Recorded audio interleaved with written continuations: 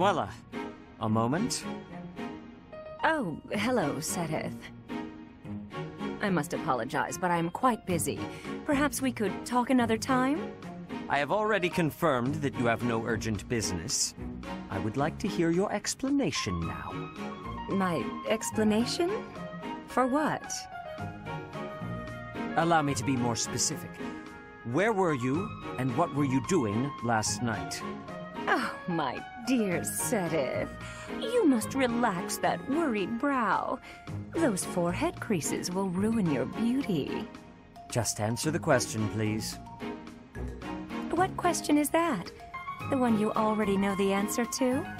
Last night I had a bit of fun and a bit of drink. Less of one and more of the other, sure, but...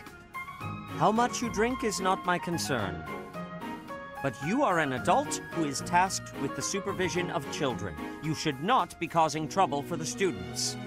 It is unacceptable for you to expose them to your disgraceful behavior. Even more so to impose upon them the labor of cleaning up your mess. Oh, don't oversell it. All they did was walk with me back to my room. From what I hear, you had to be carried. I'd like to think I'd remember that. If it happened, and it probably didn't, it's not as if I'm heavy. Nobody hurt themselves. Did they? Come on, Seteth. Loosen up. If you're so worried about how I'll behave, why don't you join me for a drink sometime? I mean, I only get in trouble when I drink alone. If it will help to improve your behavior, I would not object to accompanying you from now on. Well, that sounds just delicious. What are you doing tonight, around... But first I will lecture you on all of the intricacies of proper behavior in the supervision of children. And until I am done, you will not drink a drop of alcohol. If you agree to those conditions, I will join you. I will even drink with you. Alcohol has little effect on me. That is just... You know, getting lectured by you is... Well, I think the word is torture. Yes, that's it. Torture. And I won't have it. I'm going to go get a drink and try to forget this ever happened. How is it that you imagine yourself the tortured one?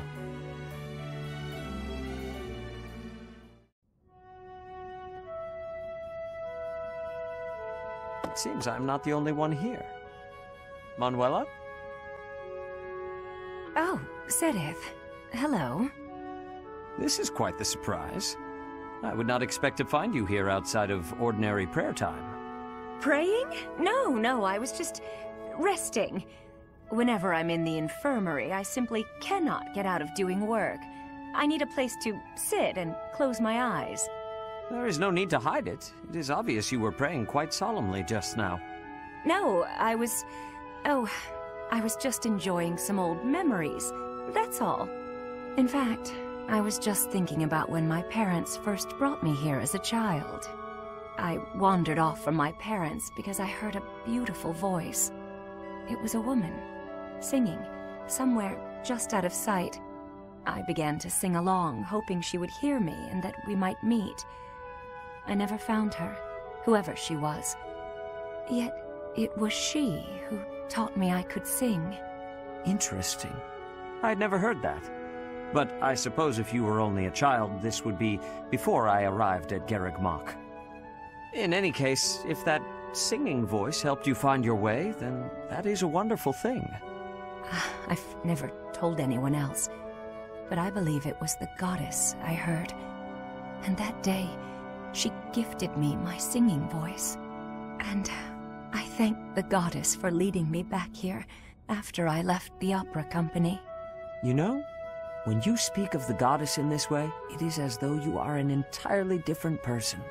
If you were to behave that way more in your daily life, I would have a much higher opinion of you. Oh, that's very sweet, coming from you, Seteth. Should I take that to mean that you like your ladies pious and respectable? One little compliment and you completely lose control of yourself. What am I to do with you? Oh, it's a joke. Look, I'm just no good at serious conversations. Although, I would be lying if I said I wasn't interested in knowing what kind of woman does get your attention. As thanks for the touching tale you have shared, I will satisfy your curiosity just this once. My preferred woman is kind, quiet, and proper. But above all else, she is straightforward and honest. Quiet? Proper? There's no need to be cruel, Seteth.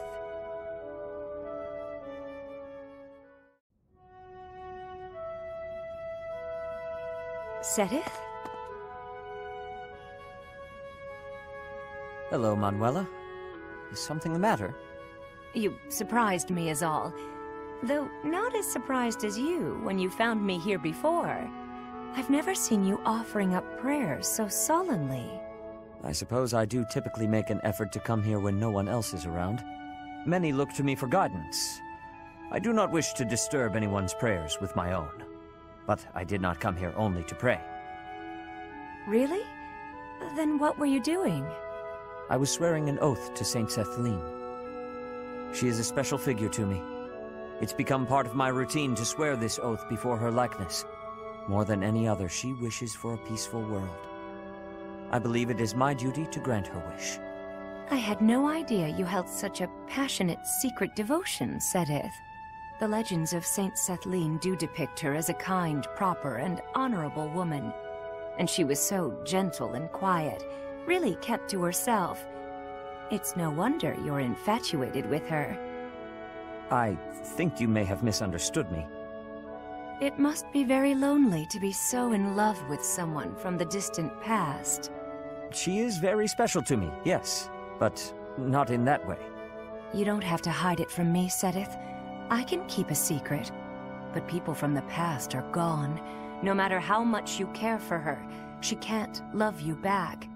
Now then, if you turned your eyes to me, I could respond to your deepest, most powerful feelings. You are completely mistaken.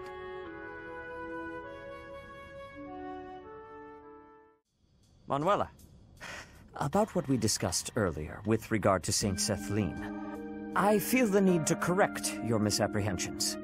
Oh, I won't expose your passion to the light of day. I told you I can keep a secret. That's not it at all. How can I make you see? I suppose there is no other way. Allow me to tell you a very old story. What kind of story? Is it about your past? Because there's a story I could enjoy hearing. I once had a wife. She passed from this world a very long time ago. She was wise, kind of heart, and always smiling. A most wonderful woman. Not long after we married, we were blessed with a child. A girl. You had a wife and a daughter? Why would you have kept that secret? To protect my daughter. That has been my foremost concern ever since I had the misfortune to lose my wife. It is my daughter who resembles Saint Seteth. That is why I make my oath to this statue. Your story doesn't sound right to me. I don't mind saying it. Why is that? When you talked about your ideal woman before, your description was almost exactly Saint Seteth. Now you're telling me your daughter is a perfect match? It is not an exact resemblance. My daughter, for instance, is neither proper nor quiet. In any case, even in matters of love, an ideal seldom lives up to reality. That is the way of the world. Do it again. Say, the way of the world with a serious face. You're so stern and proper, but you really can be quite funny. I love a man who can make me laugh. My wife used to say the same thing. I never quite understood what was so funny.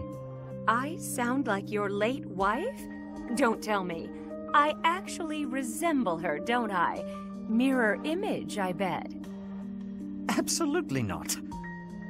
Though... no, unthinkable. The way you say it, I suppose I must resemble her a little. Well, isn't that an honor? Say, Seteth, have you ever considered remarrying? You know, just so you're not alone? It is not a thought that has ever crossed my mind. I have been too preoccupied with fatherhood. It's been a long time since your wife passed, right? You should start thinking about it. There could be someone who finds you handsome, someone close by, maybe even right in front of you. Whatever you said just now, I didn't quite hear.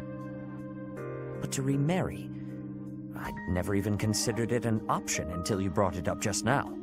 My daughter will not want to remain by my side forever. Perhaps it is time I thought about it. I'd be happy to help you mull it over if you like. How about tonight? We could go out for a drink. Are we back to this again? Very well. Just see that you do not drink too much. I would rather not have to carry you home.